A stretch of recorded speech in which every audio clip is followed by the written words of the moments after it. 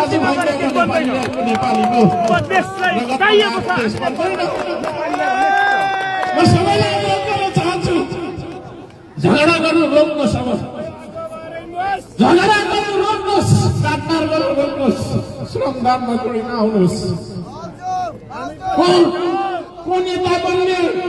को ठुलो बन्ने भन्ने कुरा छोडिदिनुहोस् हर्कसँग नेता बन्न खोज्यो भन्नु होला होइन म नेता छैन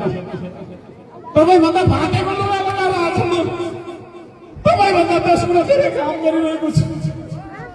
म कोही कसैको नेता बन्न चाहन्छु तर यो देशमा शान्ति होस् यो देशमा रगत नबगोस् भन्ने मेरो कामना हो तपाईँले साथ दिनुहुन्छ माफ गर्नुहोला अन्त्यमा म भावुक बने देशलाई माया गर्ने मान्छे हुँ म सोचिरहन्छु देशकै लागि बोलिरहन्छु देशकै लागि एक पाइला कदम 10 पाइला कदम 100 पाइला कदम जति छ यो देशको लागि हिँड्नु तपाईहरु अब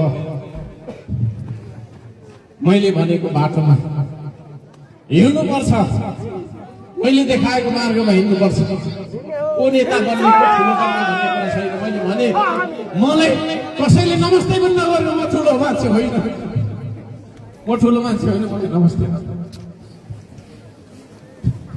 तर यो देश बदलेको हेर्न चाहने मान्छे म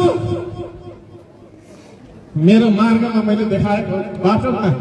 तपाईहरुलाई हिँड्नका लागि म विनम्रताका साथ अनुरोध गर्न चाहन्छु।